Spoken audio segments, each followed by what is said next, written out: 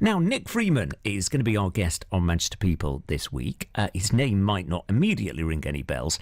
However, he's responsible for helping countless people wriggle out of speeding and road traffic offences. Some of the people he's helped include the former England football captain David Beckham, also TV's Jeremy Clarkson, and the Bolton comic Paddy McGuinness. Well, I've been speaking to the man who's been nicknamed Mr. Loophole about living and working in Manchester despite having grown up elsewhere. I'm from Nottingham, but my mum's a Mancunian, Salford 7, and she met my dad.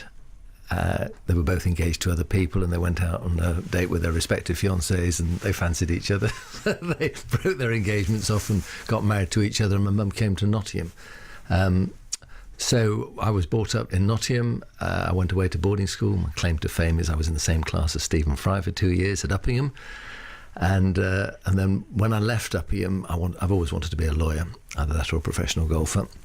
And I got a job as a commercial lawyer because I didn't really know what sort of law I wanted to do. And I got a job in Hong Kong, and I got a job as they were looking for a golfing lawyer with a national firm based in London. And then just before I finished my articles, which I'd hated, just a complete waste of 2 years, one of the lawyers who was a friend of mine entered me for an advocacy competition, and I'd never done any advocacy, and I just absolutely loved it. Ended up winning it, £50 first prize, which was a lot of money, very useful in those days, back before the war, you know. And so I then completely changed direction, and I ended up coming to Manchester to prosecute for the police, for Greater Manchester Police. So I was a civilian employee of Greater Manchester Police in 1981. So literally my first day I was sitting in court watching someone. My second day, that was me, get on with it. And that's the best way to learn. And I just... there's no buzz like it, to be quite honest, apart from the perfect golf shot, I suppose. Well, I'm always interested in childhood ambitions, because take us back to when you were playing golf. Could you have become a professional golfer? Were you up to that standard? Well, who knows? Listen, you don't know, do you? I think as a child you have a passion, you have something you want to do. I always wanted to be a golfer. But I was encouraged to work, study. So from the age of 14, 15, I started doing my O-levels at 14. I was pushed and worked quite hard to compensate for the lack of brain matter. And so you find yourself in a situation where you're almost too far down the road now, and you've missed the boat. And I love playing golf with my mates, and I play in the seniors and stuff like that. Not as well as I would like to. So you just don't know. All I could say is I was a much better golfer than I was a lawyer. Tell us about your parents, because your dad was a retailer, wasn't it? Was there any expectation that you'd follow suit? Completely au contraire. No, my dad said to us, but basically my grandparents established a very nice little family business. They were immigrants, came over. My grandfather, born in 1898, came over when he was 2 with his mum who was blind. They were on the streets, had nothing, complete abject poverty. And they left school at 12, started pushing barrows in the markets, worked their way up. In any case, they established a very nice little business, 2 small retail outlets in Nottingham and a small factory at Hucknall on Titchfield Street. And so my dad was, my grandparents had 2 children, and unfortunately Frank was killed on D-Day. He was 7 years older than my dad. So my dad had just gone to Uppingham. He was sent away to school. And my father was told, you will go into the business. And because they'd lost their eldest son, my dad really had no choice. And so he went into the business, which basically ran itself. And my dad played golf every day. I mean, he had a charmed life. He loved it. But to answer your question, he told me and my 2 brothers, boys, there's no business for you guys to go into. You have to make your own way, which was probably the best thing he could have ever done for us, because you push the boundaries and you see where you go in life, don't you? Lots of my pals have gone into their IDB, into Daddy's business, and they were fantastic businesses, and to be fair to them, they've made them incredible businesses. But I'm very much a loner, and I like to do my own thing. I'm not really a great team player, and give me a case, let me sort it out. That's what I love doing. And it's down to you. There's nowhere to hide. Your client's sitting behind you, and he or she's either going to say that was amazing or that was rubbish, and depending upon their opinion, your career will either grow or fall. That's how it works. So no business. He sold the business for a very small amount of money. We didn't see any of it. I mean, a really small. The funny thing is, I was talking to my mum this weekend about it. So we were told. Thank goodness he told us at an early stage, you sort your own way out, and that's what we did. And he asked me when I was about 7. I was walking back from Sunday school, and he said to me, what are you going to do when you leave school? He'd already worked out in his mind he was going to play golf and he wasn't going to build the business up. And I was a bit shocked. I said, well, I don't know, Dad, what earns the most? And he said, solicitors, they earn £4,000 a year. This was 1963. This was a year, not an hour. And I said, okay, I'll be a solicitor. And then I said, what do solicitors do, Dad? And he said, well, they argue for a living. And I thought, wow. Arguing and getting paid for it, because even then I loved arguing, and really since then I've always wanted to be a lawyer apart from being a golfer. It was one or the other. So that's how the seed was planted. And it germinated. And there's plenty more from Nick tomorrow. I'd never heard the acronym, by the way, IDB, Into Daddy's Business. That's a new one for me. Right, tomorrow Nick talks about when he came to Manchester. Right, to today's Manchester people. All this week you're hearing from Nick Freeman. His name might not immediately ring any bells. However, he's responsible for helping countless celebrities out of speeding and road traffic offences. Some of the people he's helped include the former England football captain David Beckham, also TV's Jeremy Clarkson, and the Bolton comic Paddy McGuinness. Well, I've been speaking to the man who they call Mr. Loophole about when he first came to Manchester in 1981. You look around now and the buildings, the structure, sold for keys. I mean, it's you just wouldn't recognise it, would you? When I came just before the riots. In Moss Side, it was quite a scary place. And now it's a very different place, and with the television here and a lot of media here, it's a fantastic place, isn't it? Apart from the rain, I love it. And did you think that you'd be able to build a life here, or did you think, well, this will be a temporary step, and then eventually I'll move on and either head back down south? No, I never thought about heading back down south. I have to say, I'm the sort of person. I like stability. I like security. And I don't really like to move around. I'm one of these people who like what I have, and I don't want to change it as long as it's good. So when I came up to Manchester, I loved working for the police. It was fantastic. I mean, the responsibility when and the learning, the sort of learning chart was amazing. And I thought Manchester was fantastic. The people were incredibly hospitable. Every week, I didn't know anyone when I came here, and every single week I was invited by someone. Would you like to come round for dinner? I was well looked after because my mum had lots of friends here. So, and a young guy was 23, 24, just qualified, reasonably eligible. I wasn't looking to settle down. I was looking to have some fun. So I had a great time and I loved it. I did think very, very soon after I came here, I was introduced to a very good criminal lawyer who wanted me to leave the police and join him, but I'd already given my word I'd stay for 2 years. And when I'd finished the 2 years, I joined him and we built up a business. And I did think, at one stage, about going to join the Californian bar, just maybe a slightly more glamorous life than Manchester, but I never did it. I hate flying. I'm a terrible traveller, because I was going to join the Hong Kong police force. That was another thing on the radar that I was thinking of doing, because when I did my articles, I hated it so much. I thought, I don't even want to be a lawyer. I can't stand it. But I'd done all my exams, so I was looking at different ways of using a professional qualification. But I'm here, and Manchester's my home. I've obviously lived here a lot longer than I've lived anywhere else, and as long as I can go to the south of France quite regularly with my dog, it's a nice combination. In terms of prosecuting for Greater Manchester Police, did you feel it was more ethical than on the other side, because you brought about a case and you were obviously looking to put somebody who allegedly had done wrong, or certainly given a sentence? Look, looking up the bad guys. I mean, I enjoyed it. I loved it to the extent I enjoyed it so much that I was told when I started prosecuting, don't do it for more than 2 years, because it doesn't make sense financially or any other way. but I really enjoyed it, and I felt I was doing a good job. And I love getting stuck in. I love getting stuck in court. And, if you were prosecuting a big case, it was exciting. And in those days, of course, every case you would have old-style committals. So you'd have murders that would be challenged in the magistrate's court. All the crime, every criminal offence known to man could be challenged in the magistrate's court. Now things go through on the nod and it doesn't happen. So you have the experience and opportunity of dealing with really serious crime on a contested basis. That's evaporated now, unfortunately.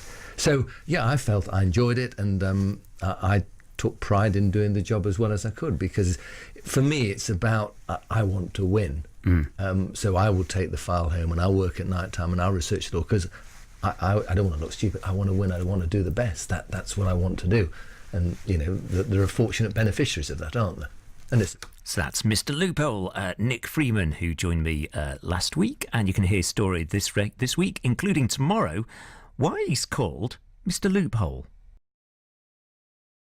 Right, Manchester people this week. Nick Freeman's name might not immediately ring any bells. However, he's responsible for helping countless people with their speeding and road traffic offences. Some of the people he's helped include the former England football captain David Beckham, also TV's Jeremy Clarkson, and the Bolton comic Paddy McGuinness. Well, he's now become known, because of his reputation with celebrities in the press, as Mr. Loophole. It's even his Twitter account, Mr. Loophole. So I asked him the question how he started to be called Mr. Loophole. Whilst I was defending, before I set up on my own, I would defend heavy villains who invariably they'd be done for drink driving. And certainly in the early mid-80s, if you knew your law, you couldn't lose a case, because it was impossible for the police. As long as road traffic law was a filthy thing, no one wanted to do it. And I used to be sent, there were a couple of senior prosecutors who thought I was a cocky little idiot. So as a punishment, I'd be sent out to Bolton every afternoon with, 50 prosecution files and road traffic files. No one wanted to touch it because it's dirty, it's complex, it's messy. And so I learnt. And so I used to defend these guys when I started defending. And of course, you'd get £500, presumably plus VAT in those days. Can't remember what VAT was then. Did it exist? I don't know. I can't even remember. But I used to win every case. And then what happens is, of course, eventually people say, he does this, he does that, as well as crime. And then the balance eventually tips. And what happened was I started then dealing with minor celebs, I probably better not mention anyone's name, but, pretty well-known footballers, quite well-known entertainers, and was getting results. And, there were a few articles written about me, the king of the road and stuff like this. And all the time I was thinking, I need to get away from the politics. We created quite a big business, lots of partners. And as I said to you earlier, all I want to do is, I'm not interested in having a big office. All I want to do is make a living that's commensurate with what I'm achieving, and do the case, find the law and go and argue. That's what I want. I'm not interested in sitting down at partners meeting discussing jack nonsense, okay? And so for 5-6 years before I left, I kept the names and addresses and contact details of the clients, because I'd already established a business within a business, which wasn't healthy. And all the work was private. It was all private, which obviously paid a lot better than legal aid. And I was thinking about going, and of course, I got to the age I was 42, kids at private school, mortgage, and and I was doing quite nicely, making a reasonably good salary, probably a very good salary, but I just was not fulfilling my ambitions. And I remember I discussed it with a few pals, and one friend said to me, took me out for lunch, and he said, Nick, what are you frightened of? And it was a very good question. And I said, failing. And he said, and of course, he said, Nick, there's no chance, you can't fail. He said, I'll buy shares in your business now. And, once you realise, well, what is it I'm actually frightened of? And you think, well, and my then wife was fantastic. And my secretary said, if you don't go, I'm leaving you. And she's still with me now. So I left, I handed my notice in September 1998. It was initially rejected by the partners. I said, look, I'm going, and hopefully we can go amicably. And it was amicable. And January 1999, I started Freeman & Co., which is, I'd wanted to do it for years. I've been in my old firm for 16 years, and we got lots of partners. And the partners it's like politics. And you just look at our current Brexit cabinet situation. It's a mess. You've got all these different people with different ranges of abilities, different ambitions, different hunger, different approaches. And, I always said, look, if you're in a partnership, let's have a system whereby we can actually work out scientifically what you're contributing, and let's get paid according to that contribution. But a lot of people didn't want to do that. And that says it all. So in any case, I set off on my own. All my clients came with me, and I did have a bumper first year because I was fortunate enough to be instructed by Sir Alex and David Beckham, and I got them 2 great results. And when you're lucky enough, I mean, those cases were the culmination of 16 years hard graft, and you just get to a point, minor celebs, and then you get your opportunity, and you need to capitalise on it. And that's the reason that he is known as Mr. Loophole. Tomorrow, Nick will be explaining the process of defending someone and how he was able to be so successful. Well, I've been speaking to Mr. Loophole about what the process is of defending someone, and I find this fascinating, how he goes about his business. You'll come and see me, and what I will say is, look, I don't want to discuss it with you. Let me look at the case, let me look at the evidence, let me look at the papers, and then I'll sit down with you. And part of the job is interpersonal. So, for example, I remember this, a model came to see me, and I remember the case well. It was well reported. I'm not going to mention any names. And she seemed to be just hiding something. She was charged with drink driving. And there was just something about her. And I didn't know what it was. But when you're speaking to people, and so, okay, I'm looking for a defence. Of course, I'm looking to see have they followed the correct procedures. What do they tell me that might give me a defence? And here was someone who wasn't telling me. And eventually she's burst into tears and said, look, my husband made me do it. And she started to talk to me, and it was duress of circumstance, which is a case I'd never argued before. And the husband had been violent to her, and then I discovered he'd beaten her up before. He'd been on bail. He was on bail at the time of this offence. So you have to have the ability to know the relevance of what you're told. So you have to know your law. You have to read the law, because otherwise, when someone tells you something, it doesn't mean anything to you. So we actually argued duress of circumstance, and she was acquitted. And in fact, the officer, it wasn't in any of the evidence at all, but he actually confirmed, and he hadn't made a note of it, that when he spoke to her, she was in tears, she was extremely distraught, and said, my husband made me do it. And that wasn't anywhere. He didn't appreciate the significance of it. To give you another situation, I was once asked to go to court for a guy, a drink driving case again. He had no defence. He got 4 previous convictions. He was going to prison. He wanted me to fight it. I said, what's your defence? He said, I want you to fight it. The Law Society said, well, I can go and listen and see if something crops up. And the point is, when I was cross-examining the officer who gave his evidence impeccably, the officer said, when I asked him, what did the VDU show when the guy blew in? And he said, void. I said, don't think I'm being rude, officer, but how do you spell void? So everyone looked at me like I was being a complete idiot. VOID. Thank you very much. No further questions. Sat down.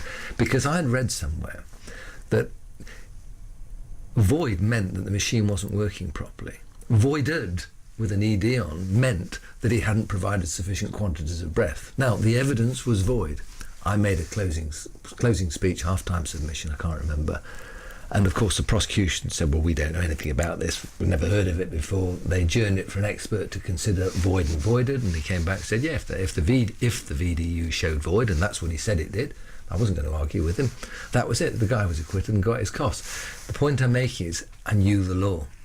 And I knew the significance of void. And I only knew it because, I go on holiday and I like to read, because when you're reading stuff, you're trying to take out of the books what's going to help me do my job better, what's going to give me the edge. And it's knowledge, isn't it? Knowledge is king. And so there was a very happy punter, and I learnt a lesson, because, he was quite rude to me. Because I said, look, I'm not going to court. You tell me what your defence is, and you're the hotshot law, etc., etc. And I don't like that sort of talk. And you've got to have an argument. But invariably, I would go to court with maybe 3 or 4 different arguments, and I would win on 5 or 6 that I hadn't envisaged, because something crops up, and you appreciate the significance of what crops up. And chap. I could sit here all day and we haven't got time, but just to give you another illustration, what happens in court. A guy drink driving again was supposed to have reversed his car at 3 o'clock in the morning, and the officer, I watched him as he was giving his evidence, and I'm always watching people because it's body language. This guy was chewing, and you think, well, it's just rude, isn't it? You don't chew gum, you've taken the oath, you're giving evidence, it's a sort of serious affair, you're in court, and he was chewing. So my first question was, officer, are you chewing? No, I'm not. And the magistrates are sitting, 10, 15 feet away from him. So I said, what's in your mouth then? Well, it's medicinal. Okay. Now, when you said you weren't chewing then on oath, officer, that wasn't the complete truth, was it? Well, no, it wasn't. Okay. And you say it's medicinal. What actually is it? Well, it's airways. I said, well, that's over the counter, isn't it? That's not really medicinal. Well, yes, I suppose so. So that's another lie, is it? So within 30 seconds, this guy's credibility was shot. And you say to the court, it's a case he says or he says, and you've got to be sure beyond reasonable doubt that the officer is telling the truth. And if he can't be bothered to tell the truth in court, and you can illustrate that he's lying about something so obvious and so irrelevant, his credibility is out the window, isn't it? So we won the case. Isn't that fascinating? Tomorrow, Nick talks about where he learnt some of the skills. I used to go and watch George Carman because for me he was an amazing advocate, and it's fantastic to watch a master in action. You don't try and copy him, but you learn something, don't you? You pick something up from, you go and watch a great golfer, a great painter, a great dancer, or a squash player. It's just fantastic to watch someone who is amazing at their job. There you go. More from Nick Freeman tomorrow at 3:30. Nick Freeman, Mr. Loophole. It's just been fascinating, hasn't it? Especially yesterday when he was talking about being in a courtroom and how he defends one of his clients. His name might not immediately ring any bells. However, he is responsible for helping countless people with speeding and road traffic offences. We've been talking this week about some of the people that he's helped. Former England football captain David Beckham, TV's Jeremy Clarkson, and the Bolton comic Paddy McGuinness. Well, today Nick talks about where he learnt some of his skills from. I used to go and watch George Carman because for me he was an amazing advocate, and it's fantastic to watch a master in action. You don't try and copy him, but you learn something, don't you? You pick something up from, you go and watch a great golfer, a great painter, a great dancer, or a squash player. It's just fantastic to watch someone who is amazing at their job. I love it, and you learn. You can't help but learn. So you watch Carman, and you just can't help but pick up his timing, the way he plays around with the jury, the way he looks at the court, the way he deals with it, and the pauses, and etc., etc. You pause. If it's a natural pause, you're asking questions, you pause, and you're messing with the officer's mind, aren't you? I've actually been accused by an officer of hypnotising him in the dock. I've actually been accused of hypnotising an officer because of the way it went, and I don't know anything about it. I have defended a hypnotist, but this officer wouldn't have it any other way that I'd hypnotise him, because I was asking him to read from his notebook. Calm down, officer, put it down, pick it up, look at it now, read. What time did this happen? Couldn't get it right, did it 4 times. And the judge actually intervened in this case. I was defending a solicitor and said, look, officer, Mr. Freeman's asking you a very simple question. Just tell us, please, for the last time, what time did you conduct this observation? And he said, it's that Mr. Freeman, sir, he's hypnotised me. And this is true. The guy was obviously acquitted. So you can't make these things up. When I talk about it, I think it's not real, is it? But it is. It is. It's a great book in here somewhere, isn't there? Well, The Art of the Loophole. Yeah. I've done one, but there's another one coming. You're obviously passionate about your job. You're passionate, clearly, about the work that you do. I love the fact that you're passionate about dogs as well. Yeah, I love dogs. Very disappointed I wasn't allowed to bring George with me. I apologise for that. It's not, no. The amazing thing is he comes everywhere with me. This is George, your staffy. George, my staffy. We've got a website, savethestaffy.com. And just to change the public perception of them, because they're such amazing dogs. And of course, they're Britain's most favourite dog now, aren't they? And there was some experiments conducted very recently, actually, with a psychologist and an actress. And they literally tested every dog known to man. And the actress would feign tears. And neither had met any of the dogs before, and the dog that showed most empathy with the person who was crying was in fact Staffordshire Bull Terrier. They are incredible dogs, but I find I take him everywhere with me where he's allowed, obviously not caught, and it changes the atmosphere. It breaks down barriers. People love it. And very occasionally someone's frightened. You pull your dog back and make sure you don't exploit that situation. You sympathise and empathise. But most people just love it, and they're delighted. It lifts the mood. It makes their day, and they think, why can't I bought a dog, a staffy, from one of my colleagues. I let my staff, those who have dogs, if they want to work at home, I'm very happy. If they want to bring the dog in, bring the dog in. It's a dog-friendly place. It creates a much better atmosphere, a happier work environment. And, obviously, if a happy work environment, you've got a happy staff, they're more productive. And we enjoy coming to work. Is retirement a dirty word for you, Nick? It is. absolutely. Why would I want to retire? You know, God forbid, when I can't do it anymore, that's when I retire. But I mean, I was reading, funny enough, about Blue Planet. What's his name? David Attenborough. David Attenborough, thank you. I read about it this morning, so I don't normally get senior moments. And, you know, they're asking him to do another series, but that's 5 or 6 years' time. And he's already got stuff up for the next 3 or 4 years, and he's 93. And, you know, and you think, what an amazing guy. And he loves what he's doing. And he says, look, I can't commit because maybe I'm pushing it a bit. But as long as I can do what I'm doing and do it properly, well, why would you retire? So as long as I can carry on and my brain works, and I think it's good for your health, isn't it? You know. And what does Manchester mean to you now, Nick? Manchester's home. Manchester's home. I'm a red, not a blue. Never get asked to defend the Blues, which is a shame. I will be quite happy to. But no, I love Manchester, and you know, it's home. This is where I've spent most of my life. So whilst I enjoy going to you know, a place in France that I have, Manchester's home, and you know, I'm here to stay. There you go, Nick Freeman, Mr. Loophole, our Manchester people this week. By the way,